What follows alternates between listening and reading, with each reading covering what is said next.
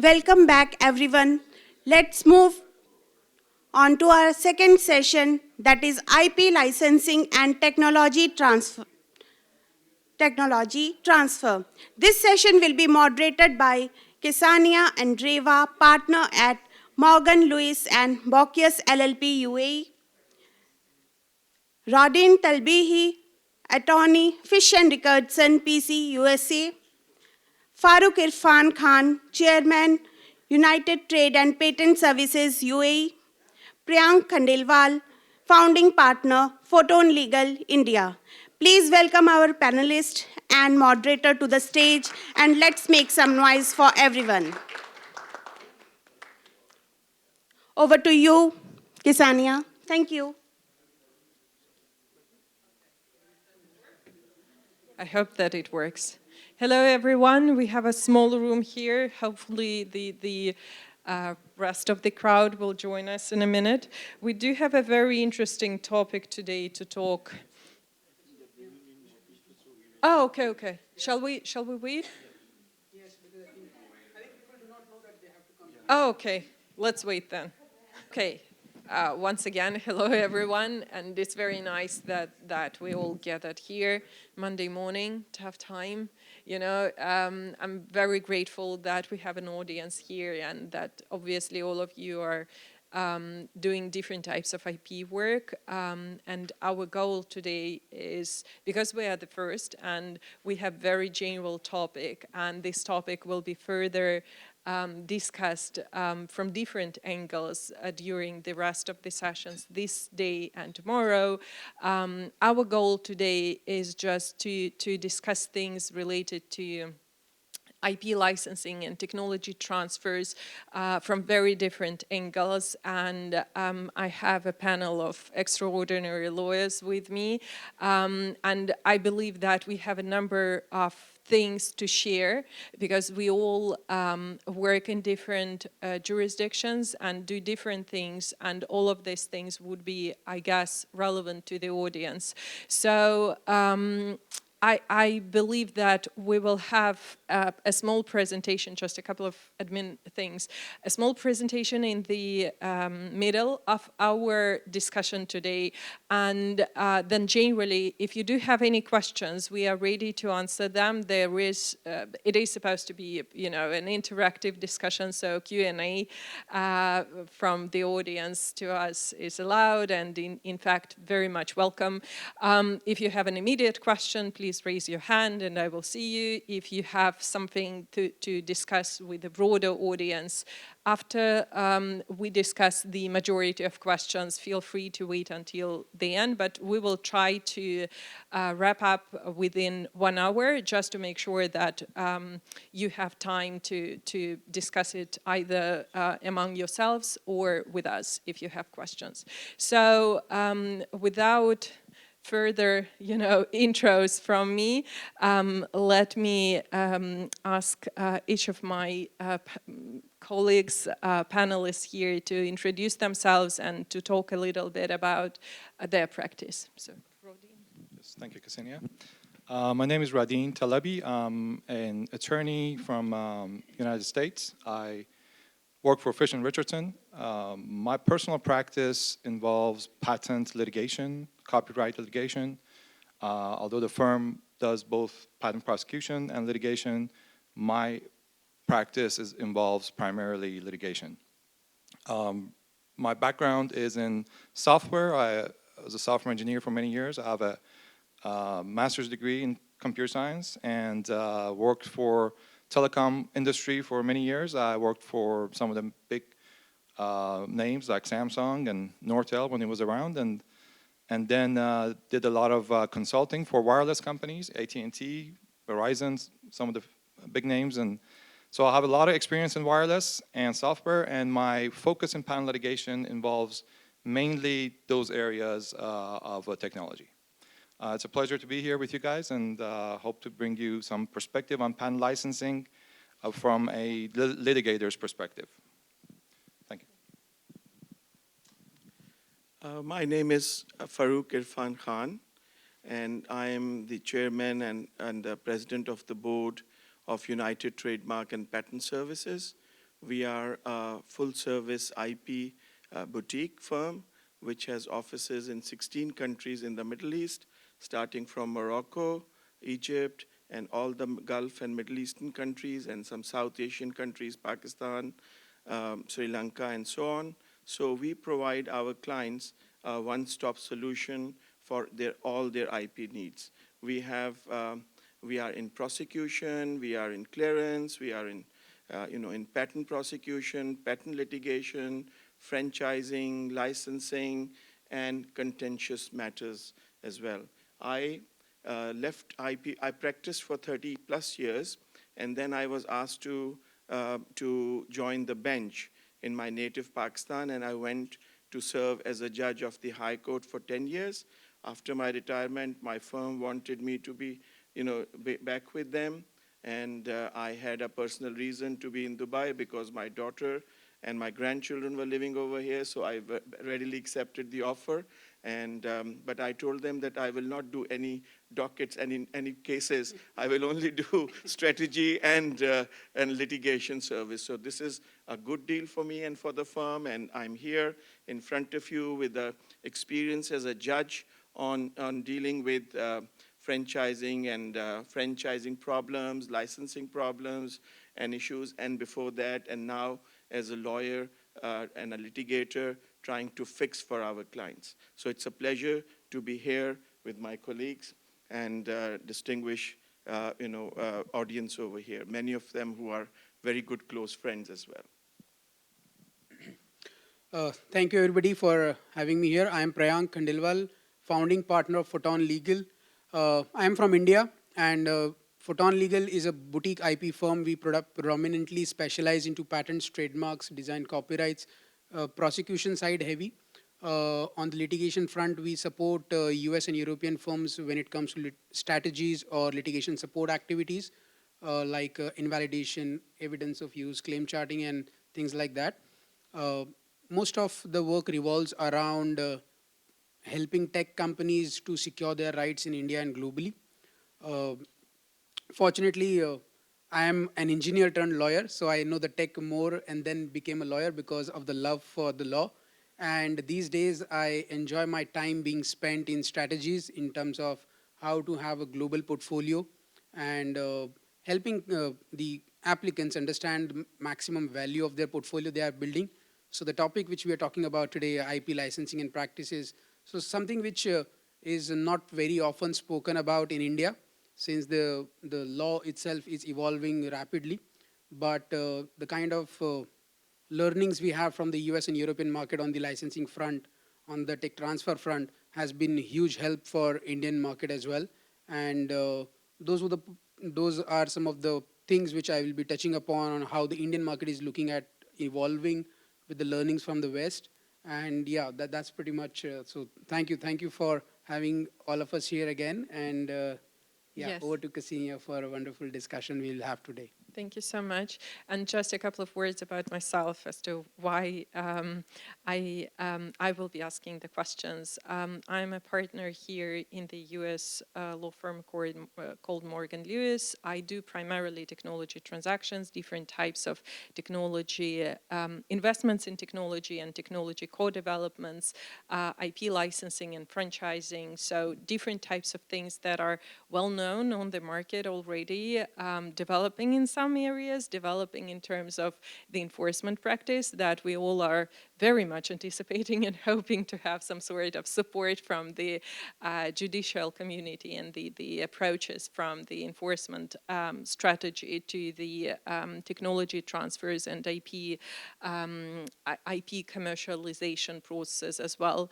But I think that we can start now with just general discussion about things that we see as important things for our clients. Everyone here in the GCC, well, probably everywhere, now, is talking about digital transformation, about the attention to innovation, about different things that are supposed to be very IP rights heavy, right, in terms of the scope of protection, in terms of the specifics that the companies need to take into consideration when they enter new markets or expand on the existing markets. So my first question is, how do you determine generally the appropriate scope and approach to the IP rights transactions and IP rights protections, for that matter, especially with the cross-border transactions? What are kind of like practical steps or tips that we can share with the audience today for the companies that are trying to ensure that their IP rights remain secure if they try to enter the new market or if they try to bring new technology to a foreign market? So what is usually your approach? So Prayank, can you please start probably? Thank you. Thanks for the great question. So when it comes to having a cross-border portfolio or cross-border strategy, see, first of all, you need to understand your IP rights are going to secure you in the market or in the jurisdiction where you have a protection.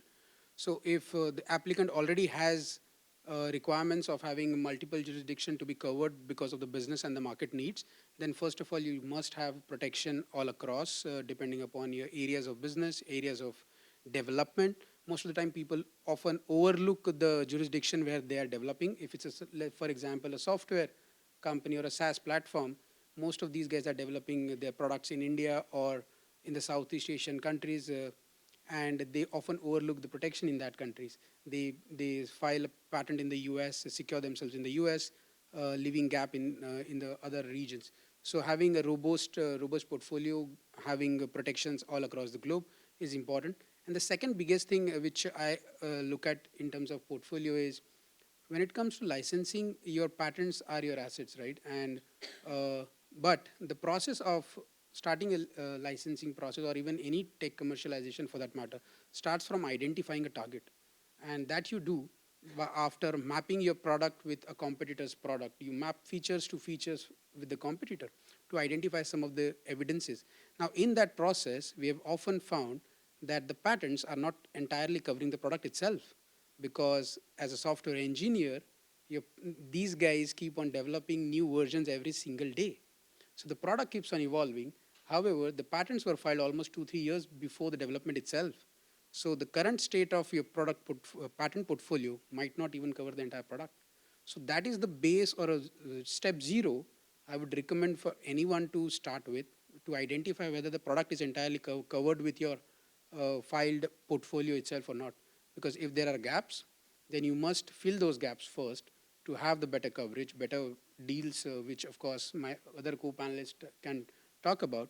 Then second is once you secure that, then one of my favorite strategy is to keep at least one application or one family member alive and keep on filing continuations on all the incremental innovations which the product is having, because that gives you an opportunity to stop any newcomer in the market in that particular region. So if you have one family alive or at least one application in the family alive as a parent application, you can keep on adding more and more element into your claim, narrow down the scope, increase the scope, and you can still have that bigger net to capture more and more people. So have the portfolio audit done properly, have one patent at least alive in the family, which can help you to catch hold of a new emerging basically market players with all the variations possible. Go as broad as possible in that sector at least, or at least that application, so that you can secure your rights, and then of course have a robust portfolio, because ultimately the way you will be strategizing the writing of patent or the drafting of the application and the prosecution strategy, that will determine how well patents you will get, which would be commercialized. Because the goal of any patent lawyer is not just to get you the patents approved, but to get you the patents which will help you in licensing or the litigation stage. Otherwise, it will either be invalidated or it will just be a paper. patents are only a paper if you do not get it, if you do not stand a chance in the court, in the battle of this court. So those would be my recommendations to have a clear audit done first before spending millions in the litigations and the licensing deals. Otherwise, it'll all just fall through crack. Right. Yes. No. I think that's very insightful, and thank you. Farouk, yes. Is there anything specifically for the GCC market, probably? I would, you see, we do not want this conversation to be patent heavy. So it's about technology transfer, it's about licensing, it's about franchising. So I would, within the 3-minute allocated to me, I would make a quick comment on each one of them. Obviously, there is a general rule of thumb is that no protection, no licenses, no protection, no franchising. So obviously, we are all very senior lawyers over here and technology savvy lawyers as well. So I would assume that the client or you would have a good protection regime. Then you have to see what are you doing in terms of how robust are your contractual obligations and your, what you have to provide and what you expect from your licensee. A lot of technologies transfers that I have dealt with over here are defense-based, you see, because a lot of defense manufacturing is done over here, and from the West, a lot of that technology comes in. So, and similarly, the products. So you have to go back to your home country and see what are the restrictions and limitations applied by your home country in transfer of such technology.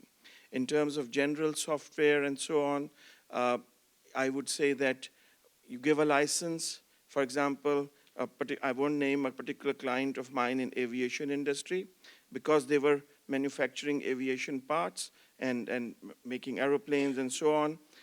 They developed wonderful software. So they created a division out of it, and that is now a household software for using in any developmental mechanical products and so on.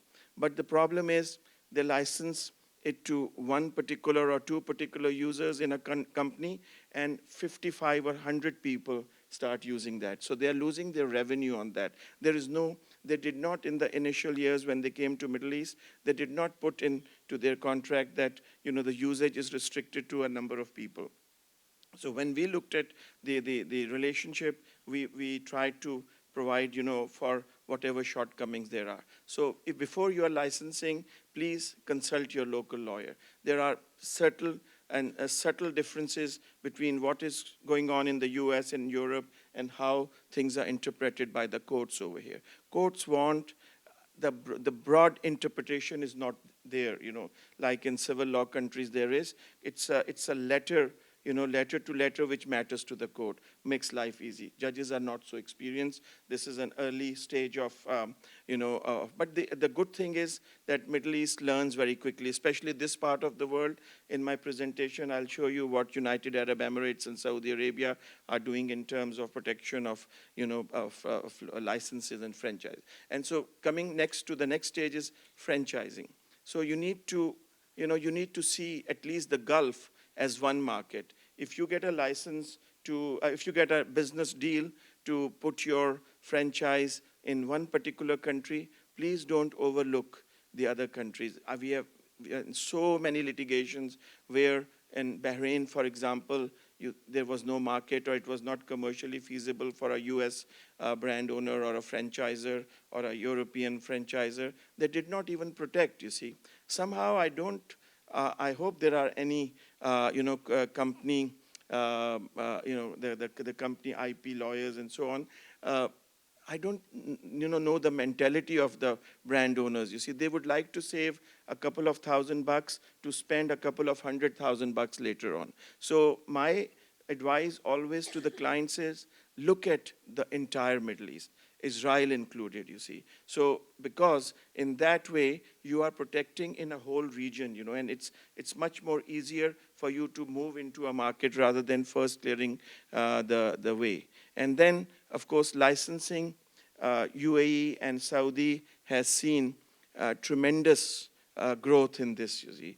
There are big movie studios which have opened up, in UAE, not as movie studios, but as those who have children as parks. You see, as Universal Brothers, Warner Brothers, they have their, air-conditioned version of their play. So all these characters are licensed. All these characters are used. Similarly, copyrights, which you need to protect your copyrights. Yes, we are a member of the Berne Convention, so you automatically get a copyright. But the courts don't understand if there isn't a registration certificate that you can produce in the court.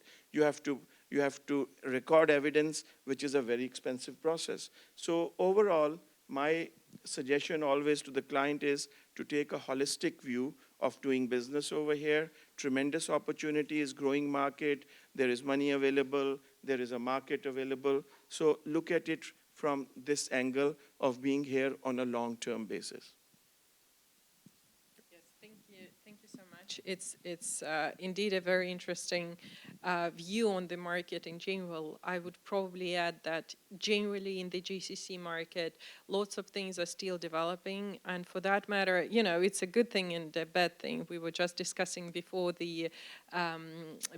our discussion started today with a colleague that I kind of sometimes feel that I'm into the class of creative writing, because you have to create lots of things from the very beginning when you are creating an agreement, when you are trying to understand how the market would react to certain limitations. Again, this difficulty in terms of the clashes between the civil law approaches and the common law approaches. Probably if any one of you practice here in the region, you know that within one country, within a UAE, we do have both systems, because we do have ADGM and DIFC partially, but primarily ADGM, a free zone, which whole system, legal system, they have a separate system from the rest of the country, and their whole system is based on English law. And in fact, the English court decisions have direct application to the countries that are, to the companies that are registered in ADGM, but also to all the agreements that are governed by ADGM law. And based on my experience, for example, again, for the market here in the GCC in general, in many occasions when we have to have an agreement between a Saudi company and the UAE company, especially if it is based in Abu Dhabi, which is a very, very tricky issue, right? If they try to negotiate, they could choose as a governing law for the agreement ADGM law and ADGM court. So you can imagine the companies, the right owner, for example, and the licensee are based in the jurisdictions with civil law system, with the approaches of civil law and the approaches of judges and the approaches of general understanding as to how IP works. And then the agreement between them will be governed by ADGM law and essentially English law for that matter, right? So it's an interesting angle and an interesting thing to keep in mind, especially if your clients are interested in working in this region or expanding here or exploring the market, both from brands perspective and trademarks protection for that matter, or the patent protection. So shall we probably talk a little bit about the things that you wanted to cover in the presentation, and then I will turn to Rodeen about the enforcement angle. Yes, absolutely. Just wanted to give you a brief glimpse of what is happening in the UAE. So if we can proceed to directly, no more marketing people put in all these stuff over here. So can you go to the next one, please? Next one. If you go to number 5. So this is our regional presence, and we go to number 6, please. So this is the UAE research ecosystem that has been created. Starts with the higher educational institutes, and if you go, anti-clockwise, it's research performing organizations, R&D, governance entities, then general research and development facilities, then other related government bodies, and the investment funds. which are involved. So this is the whole ecosystem, which is now, and there is a huge focus. There is a Vision 2030 in place in UAE, and this is a part of this thinking is there. There are a number of incubators. There are a number of incubating hubs. So all these are working to create inventions. So we can see, and we hope that next 3 or 4 years, we would be very busy ourselves, and we'll keep most of our friends very busy in the US and Europe with the patents that will emerge out of, or in India, or in Japan, or in elsewhere, would come out of United Arab Emirates. Next, please. So this is what UAE has done. In 2022, non-oil trade, I've just taken example of Japan, reached $14.7 billion, you see, which means that it was an increase of 36% compared to 2020. And this UAE and Japan are the 7th largest global trading partner. Japan is the 7th largest growing trading partner with UAE. And about 10,000 Japanese companies are involved in this business over here in United Arab Emirates. In Saudi Arabia, there is also Vision 2030, which relates to bring in diversification in technology and renewable energy. They are moving away from oil-based system backed by strategic business policies. Again, there is a stress on manufacturing of robotics, development of AI, clean energy, and investments in these sectors. And I've again taken the example of Japan to remain consistent, that Saudi Arabia and Japan, SoftBank Group of Japan has committed to an investment of over $40 billion in UAE alone, supporting the Japanese companies to come into the region and do business over here. Africa is something to watch for. We'll skip for want of time. I'll not cover, so go further. But there is a lot happening in Africa as well, which you need to be aware of. And some of the, because I and my team worked on the Japanese initiative, so you can see that Japan has, UAE seeks investment in chip manufacturing, chips and battery manufacturing. So it also has a closer political relationship. Japan has also been working with the UAE on green tech and technology, and of course on alternate energy technology. Saudi Arabia has also undertaken 26 economic agreements with various countries to improve the technological state of the businesses in the UAE. I have given, if somebody wants, I have given all the sources where these details are available. Japan and Middle Eastern countries, various, have signed hydrogen, eliminating agreements which will be effective in the years to come. Next one, please. So this is the IP filing. I've taken out IP filing statistics of United Arab Emirates. You can see in the first circle, what are the top technical fields where patents are filed. Computer technology, 10.5%. The bulk, the highest number is as an individual, computer technology. Then consumer goods is 8.3%, civil engineering 7.3%, macro molecular chemistry and so on is 6.3%, 62.1% is others, which primarily relates to oil and water-related technologies. So the next one below is it shows the trademark applications which have been filed in United Arab Emirates. And the main sectors are coffee, tea, and food, advertising, business management. So a lot of service-based industries coming, scientific and research-based institutions, cosmetics, educational institutions, and then the others.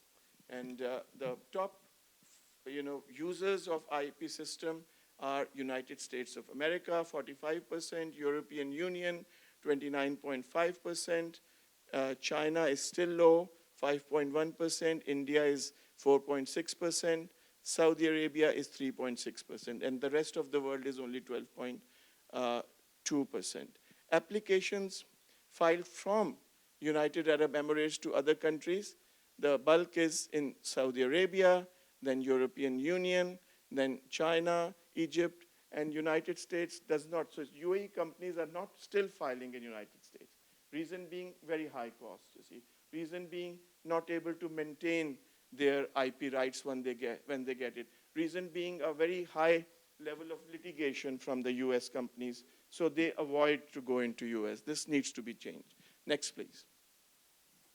So what has UAE done to go up the landscape of IP? It introduced a federal law for designs in 2021, and the main features are, it speaks about inventions, processes, end products, know-how, copyright law, federal law again, 2021. So while the rest of the world was taking a break during the COVID, we were working very hard over here in the United Arab Emirates, at least the ministry was.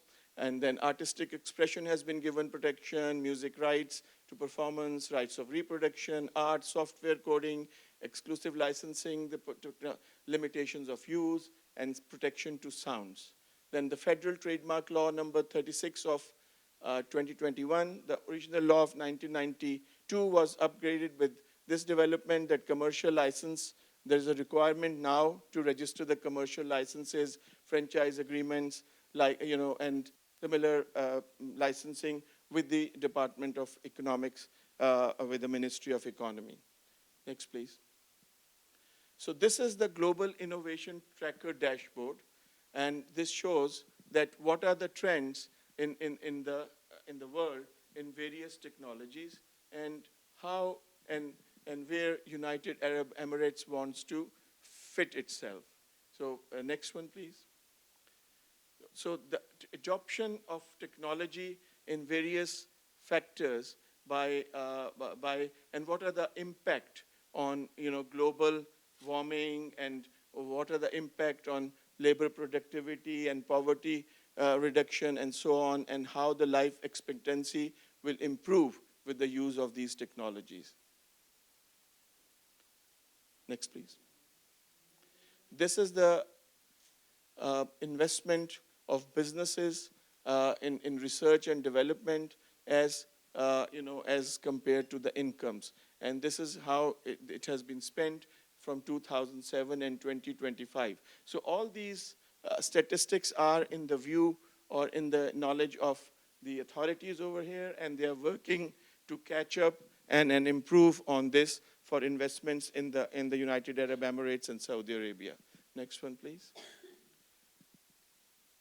So this is how the amount of capital that has flown into investment and research by various industries, hardware and electrical equipment, pharmaceuticals and biotechnology, then software and automobiles. Next, please. So what we need to consider is proper registration of IP rights. Copyright does not require, but it eases enforcement if there is a registration. Licensing agreements to be clear without vague statements. Arabic or English terms should be clear to avoid confusion. Clear terms, scope of rights, geographical limits. This is very important.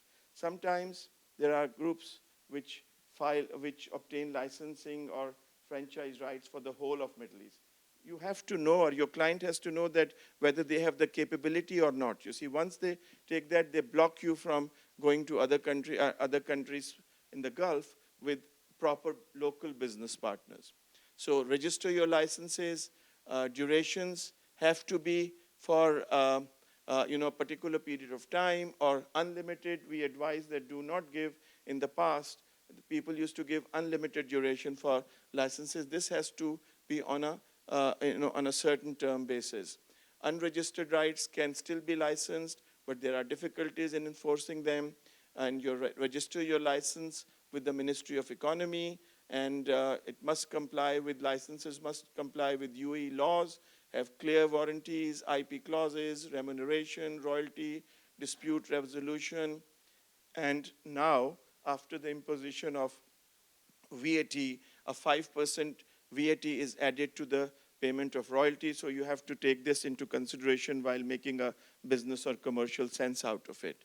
And whether these agencies, commercial agencies, are exclusive or not exclusive, this has to be defined also. Next, please. So this is the latest statement of Ministry of Economy, which launches its intellectual property system, and it has taken 11 initiatives to be implemented in cooperation with relevant governments and entities in the country. Next. So what has been done in a nutshell is innovation hubs have been created, patent hives have been created, Emirati Fahes, means the examiners initiative. At the moment, you would be surprised to know that most of the examination is done by examiners from foreign countries. Previously, it was the Egyptians, then, then I think the Koreans and Germans, and now I think it's some of the examination is also being done by examiners from USPTO. So then there is an initiative for Innovation Lab, there is an initiative for InstaBlocks, then there is a major initiative for IP sport. There are brands and technology for sports. One of the ambition of UAE is to make it a sporting hub. And also you've seen that Qatar hosted the previous World Cup, and now Saudi Arabia has won rights for, and Dubai, Abu Dhabi are hosting world-class tournaments, you see, for sports. And I know about cricket, so it's one of the most one of the most busiest places for cricket tournaments. And of course, football is there, and so on, and other sports are here as well. So there is a one-day trademark initiative. I don't know how they're going to achieve this, but if that is done, that would be wonderful, aiming to register a trademark in one day. So whether this would be a deposit system like it is in many French law countries, that you just file your trademark and you get your registration certificate, then throw it to the general public to come and cancel it if it's in fraud of their rights, and so on. And then the IP platform initiative, then the Hayacom initiative, IP school initiative with WIPO. So they're creating an ecosystem where innovation is going to be promoted from the school level. And of course, there is a virtual character, Aisha, which has been created for this educational purposes. So Abu Dhabi has created a Abu Dhabi Intellectual Property Unit, which will be monitoring and controlling all the licenses relating to IP. So if you own a patent, know-how, or any IP asset, you can go for commercialization and benefit from this society. Tech transfers offices have been created in the UAE, which will facilitate you to connect with the research organizations, with the owners of IP, and VCs, venture capitalists, and people who are willing to invest in those. That's it. So these are some of the initiatives in a nutshell, which have been initiated in this region. Yes, thank you for that. That is very insightful. I liked how you said that the UAE companies are still struggling with entering the US market, partially because there is all this IP litigation that they would face, and that they would need to somehow adjust, because obviously, in this part of the world and in the UAE specifically, the IP litigation is yet developing, and there are no yet clear paths for the companies that are trying to enforce their IP rights. So with that, I would ask probably Rodeen to comment as to how the in the US litigation is used as an offensive strategy to or defensive strategy. In fact, I understand that there could be different angles to advance IP licensing goals, how these things from the practical standpoint work together, and what are basically your recommendations for the companies that face such situations. Thank you. Got this one. Hello again, everybody. So regarding litigation, you know, as Farouk mentioned, the cost of litigation in the US is very high, and that is used as a strategic tool in enforcement of IP. Generally speaking, litigation, I would categorize it in, you know, in competitor versus competitor, and then you have a, you know, bigger pool of non-practicing entities versus practicing entities, and they have their own unique considerations. In a competitor versus competitor, you know, what we see on the defense side is the company must have its own IP, because if you don't, then you become somewhat of a target, and your competitor can sue you and just put the pressure on you in certain cases to even acquire a smaller competitor. They, you know, amp the pressure to the point that the company cannot stand it and ultimately has to give in, and that they will be the first to acquire that company. Where if you do have IP developed, even if you're not looking to enforce it as an offensive tool, you can have it in your back pocket. Once litigation ensues from your competitor side, then you take some of those that apply to your competitor and sue them back as part of the same lawsuit. And now you have a more of a even playing field, because you know, ultimately if it goes to the jury is going to award similar numbers, and even throughout the litigation you force the other side to take more reasonable positions, because now they also have to defend.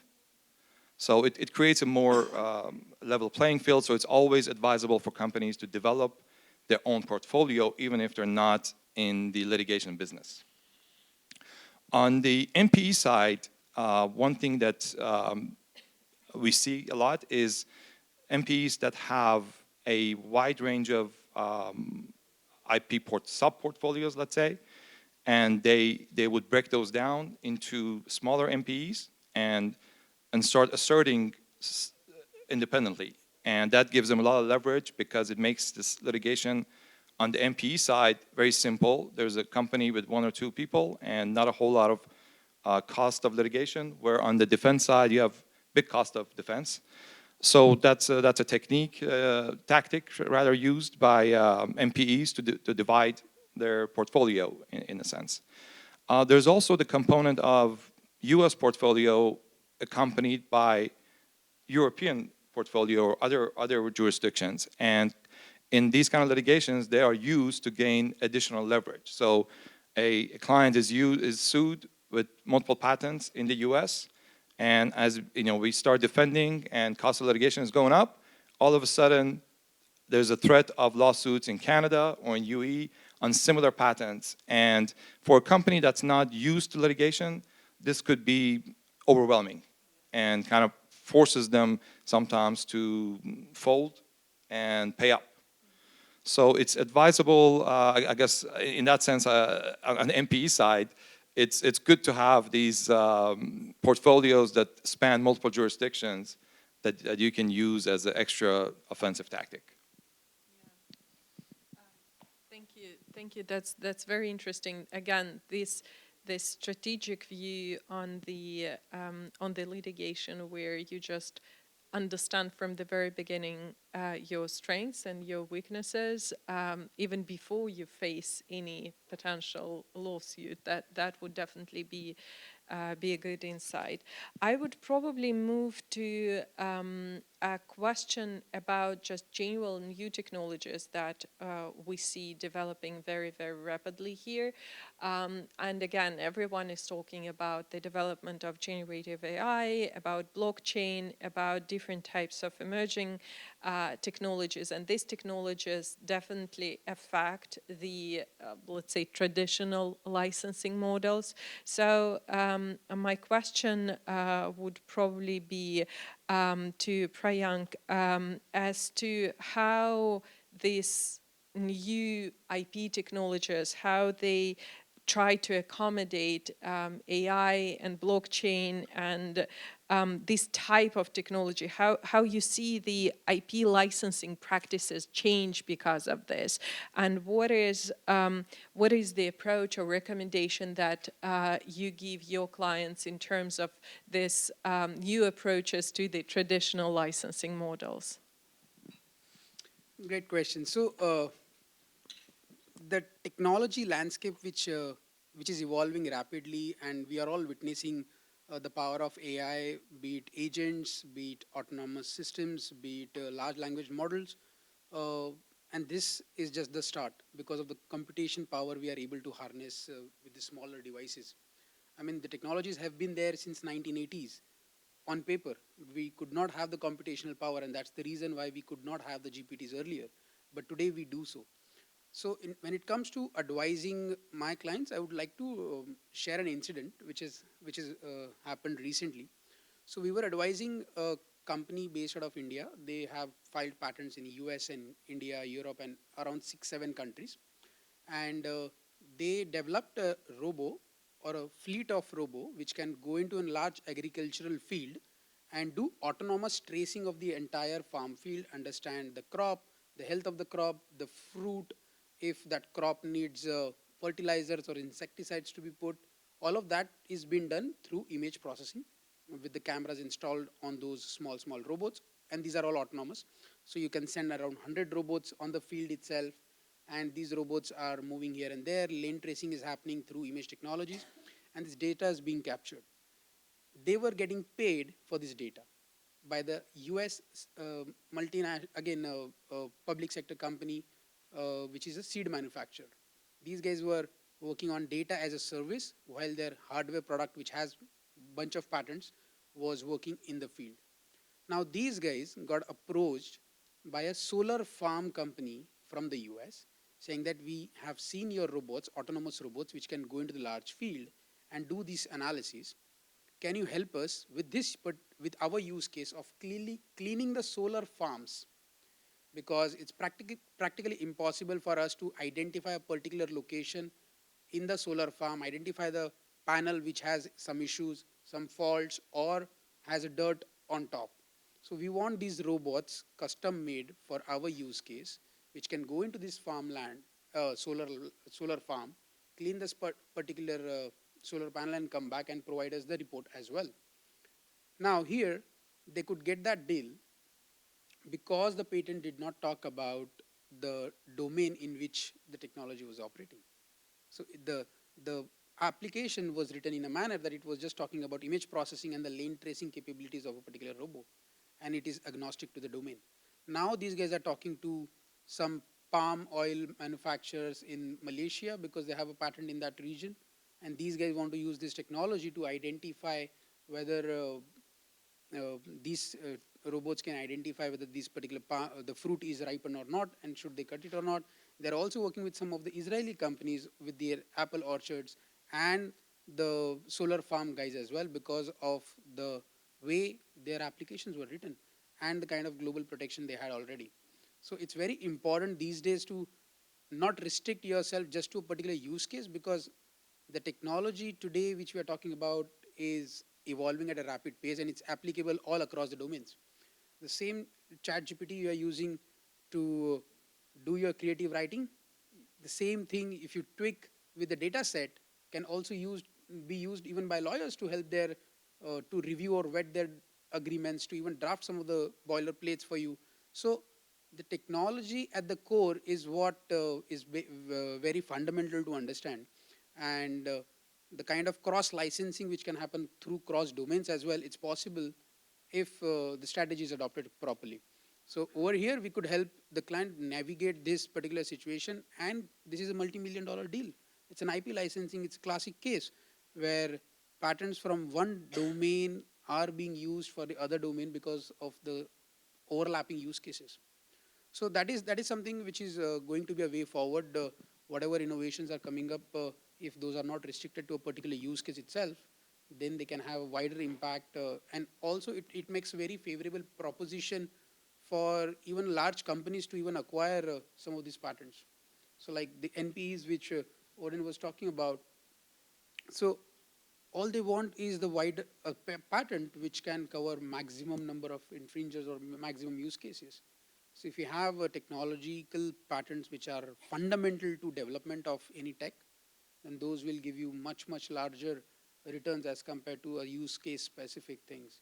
So going forward, I think there is going to be cross collaboration happening a lot, because not everybody is going to develop these wrappers. Everybody is going to develop the core technology. Those would be done by a few, but their widespread use cases or the adoption would be much higher. Then the licensing game would, of course, kick in with the new age technologies as well. And similar is the case with blockchain as well. Similar is the case in all the emerging technologies. And one of the reason why I think it's not fallen into the litigation as well, we do not have any precedents, or we do not have any case laws happening in the AIs or AI related technologies or the emerging technologies, predominantly because nobody knows how the courts are going to treat them. Right? There are, I mean, we are filing patents in India, in the US, and we have seen the same applicant has filed 2 patents on the same day on the same technology, but these 2 patents go to the different art units, different examiners. We got an approval for the one, the other one says, no, I will not approve, and now I am appealing that case in the US. So it all depends on how the person who's reviewing your applications and how they are looking at it. So that's why it's very subjective. And I think that's the reason why people following the licensing approach more than actively engaging themselves into litigation because of the cost and the timelines which are there. So this is what I think is the new era, where you develop something and you open it out. You have more and more people signing up for your technology licensing more often than not, rather than you sending out love letters or the demand letters to everybody to pay you. So I think this is going to be the next era going from here. Right. Yes, thank you. I totally agree. I think that generally, as we are looking at the IP technology market in general, it's despite all the global trade tensions, compliance and regulatory difficulties, all these things related to the specifics of one jurisdiction, there are so many angles from which we treat technologies, especially emerging technologies, but just generally many of them, as something that has this global character, something that allows the company to commercialize it in practically every part of the world. And the important thing is how well you protect it from the very beginning, and how well is written your agreement to make sure that you will have the right to enforce it, and to make sure that the agreement that you have with your counterparty is complied with. As we will be probably slowly adjourning our discussion today, I want to ask each of my co-panelists a question as to what do they see as the most highly negotiable and debated provisions in the IP licensing agreements, or IP transfers of different kinds. What is something that you personally sometimes think about and decide as to, like, what is the better approach to suggest to my client? What is the recommendation, in fact, that I, based on my experience, that I would want to offer to my client? What is something that you see as either changing or probably in fact not changing, except for probably one of you will be talking about the price, right? That is definitely one of the things that we all see as highly negotiable, and something that makes people really tough during the negotiation process. But generally, if, for example, it is a result of the litigation, what do you see as the clause that would be, facing most of the clients' aspirations, and having some sort of this highly negotiable character? So, Rodeen. Yes, thank you. So it is related to price, as you suggested, but so other than the immediate price that's going to, be the cost of a particular license, and what that means for the company at that moment, and all the considerations, is can they survive that payment or not? A trend that we see in litigation now is the use of royalty rate, which is set in one litigation and then used in subsequent litigations. So both on the plaintiff side and the defendant side, we'll see that they try to establish a royalty rate in one litigation and then for use strategically for subsequent litigation. For example, on one case that, series of cases that I'm involved in, the plaintiff would give somewhat of a seemingly small settlement numbers, and they would ask for the amount of units sold, and these were small targets.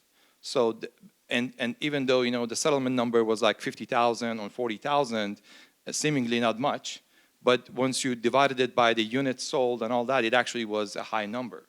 And the goal, after establishing a few of these, then they will go after a big fish, and they use that licensing, that number in those licenses to now argue that the same should apply to the big fish, and that would make it all worthwhile. Now, interestingly, I mean, this is somewhat of obvious technique, but on the defense side also we see some clients that are new in a particular space. For example, a customer, a car manufacturer that uses the cellular connectivity. They don't create the cellular chip.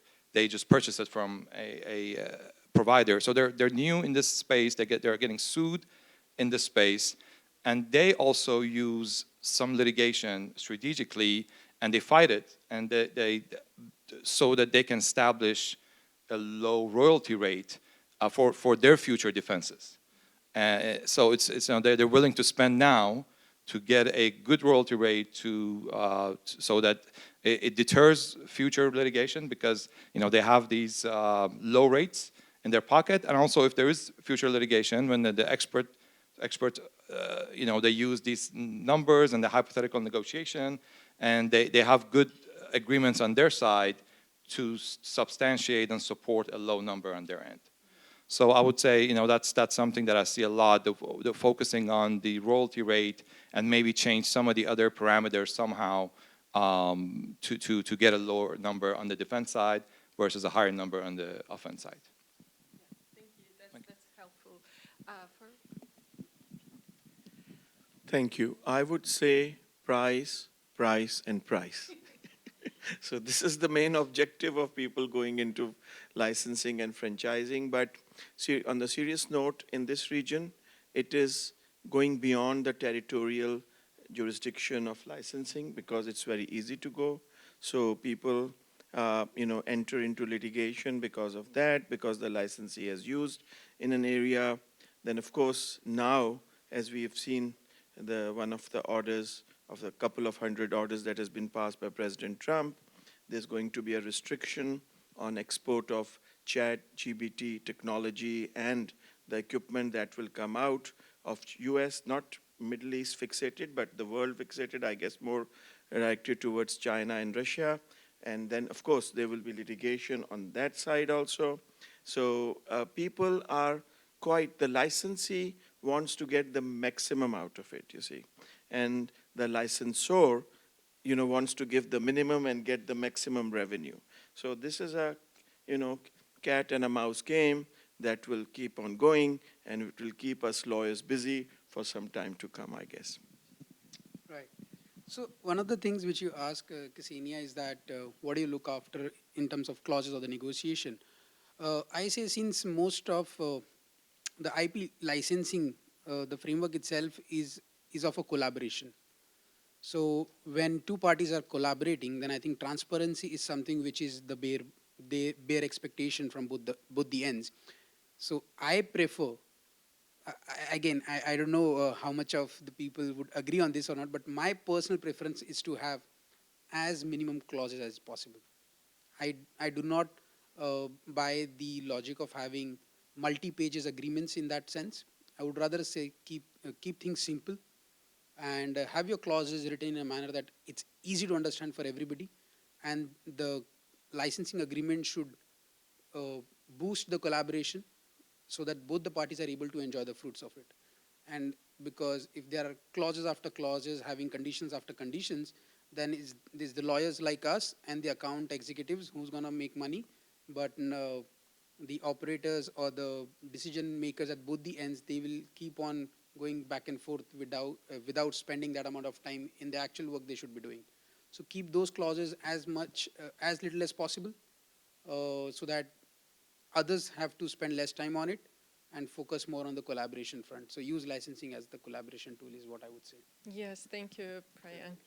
Yeah, absolutely. You see, we are talking of collaborative licensing, but we are all aware that there are forced licenses also, you see. So that's a problem.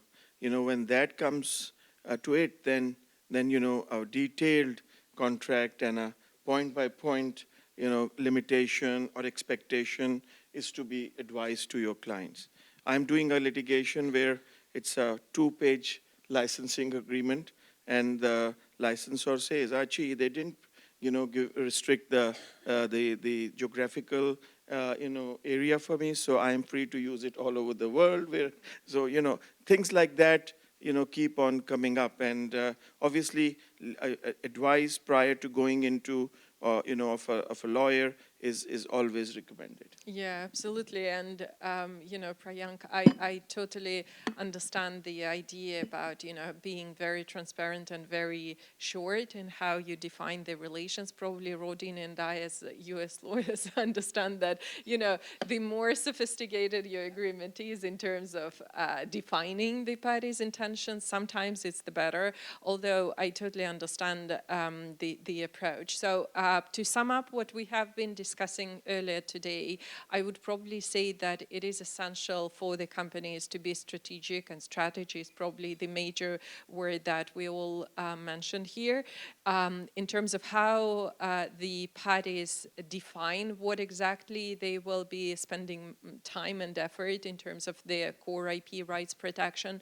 and then how they interact with the counterparties in terms of the scope of their IP arrangements and commercialization of their IP rights, and the territory, and obviously the price issues and other things. So being strategic with the help of the lawyers that will be somehow framing the discussion for the clients, that is probably our major joint advice, I guess, to the audience. So with that, we will probably be adjourning, but we are ready to answer the questions. If there is any question in the audience, please raise your hand. Yeah? Okay, so that probably means that we did a good job and tried to be as practical as possible in our recommendations. So Dan, thank you very much. Yeah, thank you. Thank you, everyone. Thank you, panel members. Please wait. Please wait. Now it's time to honor all of you. I would like to request Ksenia to honor Rodeen, Talebi. Could you please do the honor?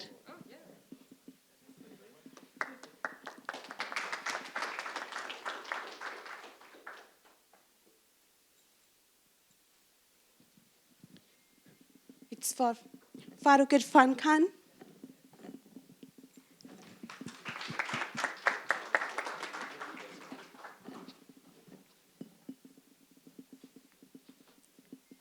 This is for Priyank.